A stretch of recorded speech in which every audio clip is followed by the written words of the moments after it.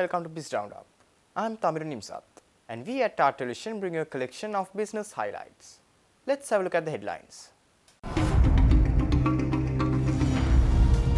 Tourist influx crosses the 1.2 million mark. Sri Lanka takes a leap towards balancing environmental conservation and economic prosperity. BOC ranks among the best 1,000 banks in the world. News in detail.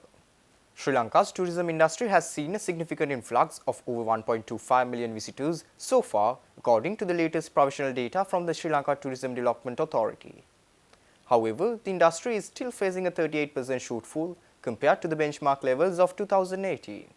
The average expenditure per tourist per day from January to July 2024 was $181.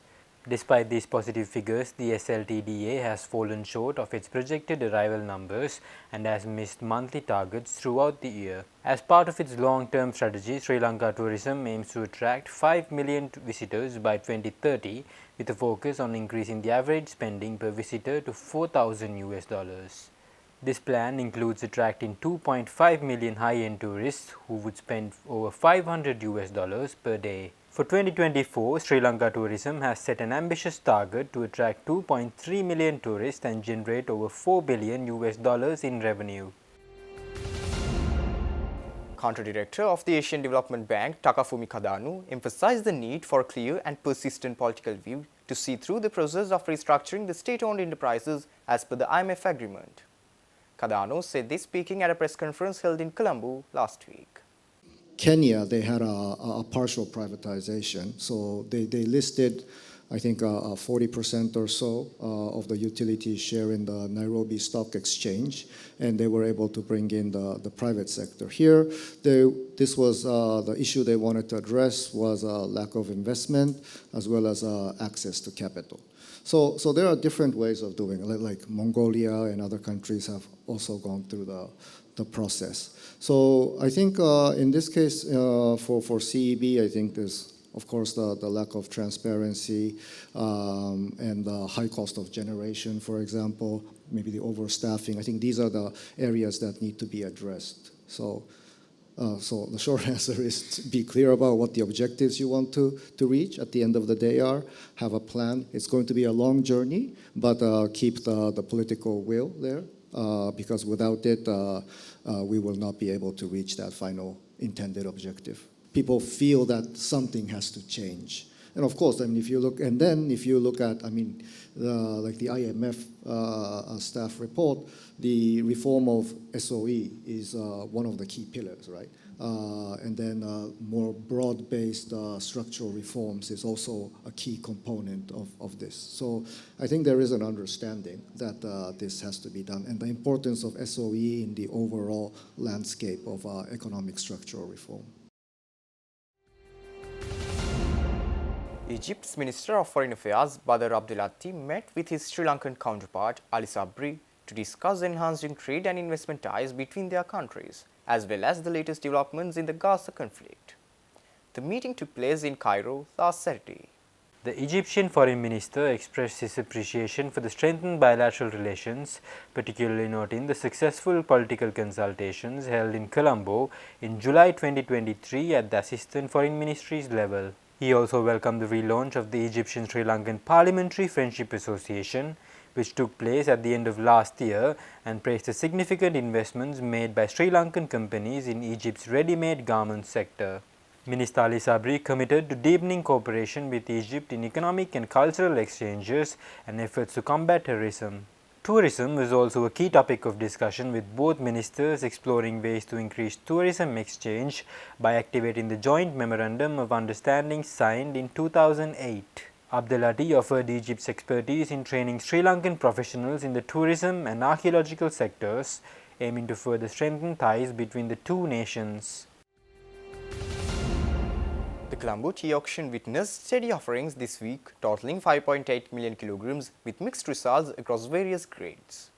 Forbes and Walker tea brokers reported that while the better quality teas continued to sell well, the demand for flowery grades were noticeably lower.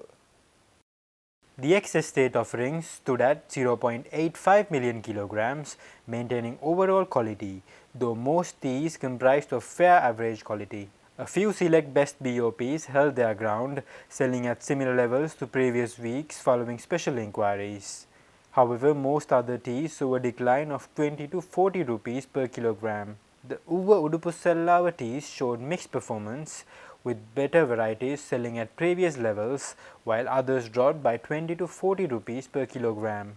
In the high and mid-grown CTC tea category, BP1s gained up to 40 rupees per kilogram while PF1s fell by 20 to 40 rupees per kilogram. The low-grown teas, comprising 2.3 million kilograms, saw fair demand overall. Within the leafy and semi-leafy catalogues, well-made BOP1s remained firm while others saw a decline. Well-made PEKs also stayed firm, though below best grades saw some easing. High-priced PEK1s experienced selective price increases while others declined. The select best FBOP softened, with best varieties holding steady, but below best and lower quality teas declined. FF1s generally saw a decline across the board. In the premium catalogue, very tippy teas and best grades were easier, with only a few clean leaf below best teas remaining firm while the rest experienced a decline. Stay tuned. We will return after the short commercial break.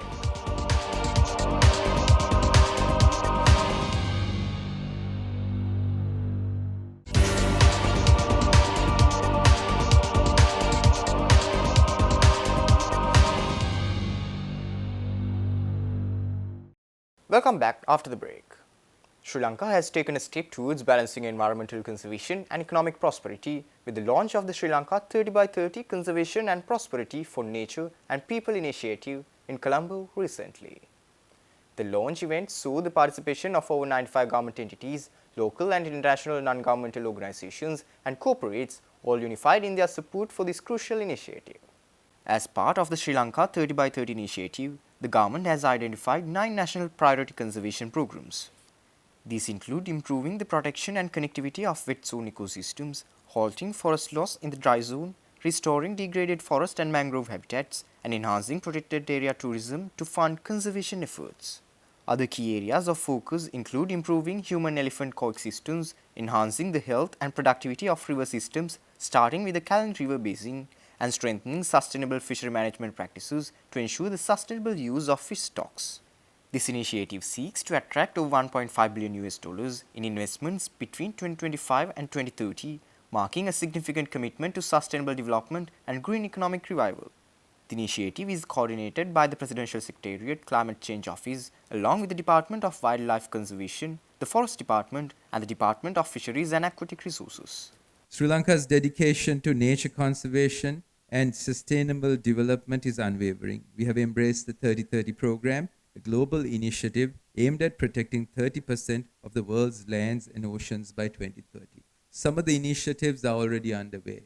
The Mangrove Development Program has been featured internationally as well as a very successful program. Speaking at the event, advisor at the Climate Change Office of the Presidential Secretariat, Dr. Anand Mallavatantri said that a major weakness identified in Sri Lanka's tourism sector is the inability to provide a good quality service due to the unsustainable use of natural resources.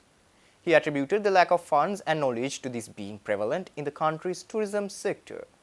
We are into natural capital management, we are into natural capital accounting, we are into management reporting. So we are doing this system establishment and get the academia, corporate sector, non-government, government, international agencies all come and work with us. We can use the biodiversity conservation as a critical part of our green economy. Whether we do agriculture transformation, energy transition, or water management, health, climate management, and all that, the core is on the ecosystem. So pretty much what we are trying to do is this: use the biodiversity in a sustainable way to do better tourism. This is a big Achilles heel we have in our tourism. We cannot provide the good quality services and the guidance because we don't manage the resources in a sustainable way. So what we want to do is, through this project, to transform the whole tourism income and expenditure modality. That might even include working on different kind of fund managements. The High Commissioner of Sri Lanka to Malaysia, Air Chief Marshal Sumangala Dayas, held a pivotal meeting with the Kuala Lumpur and Selangor Indian Chamber of Commerce and Industry. The meeting held at the Sri Lankan High Commission in Malaysia saw the participation of KLCICCI President Nivas Raghavan and other key office bearers. The discussion centered around enhancing bilateral trade, investment, tourism and employment opportunities between the two nations. High Commissioner Sumangala Dayas emphasized the importance of collaborative efforts to address the existing trade imbalance between Sri Lanka and Malaysia. He underscored the need to boost Sri Lanka's export to Malaysia while also promoting Sri Lanka as a prime destination for Malaysian outbound tourism. President Nivas Raghavan expressed the Chamber's readiness to facilitate connections between Sri Lanka's retail businesses and the Malaysian market, which could significantly enhance trade relations. During the meeting, the High Commissioner also introduced plans to promote the Ramayana Trial, a spiritual tourism initiative aimed to deepen cultural ties through people-to-people connections. Additionally, he briefed the delegation on the investment opportunities available for Malaysian investors in the Colombo Port City project. The Chamber expressed a strong interest in organizing a business delegation to Sri Lanka to explore these opportunities further. Stay tuned. We will return after this short commercial break.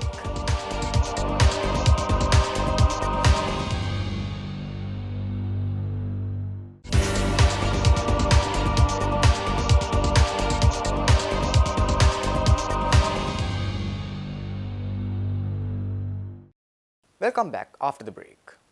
Sri Lanka's Financial Intelligence Unit has partnered with the Registrar General's Department to closely monitor trusts and property registrations for potential illegal activities. The collaboration was formalized through a Memorandum of Understanding which was signed in Colombo last week.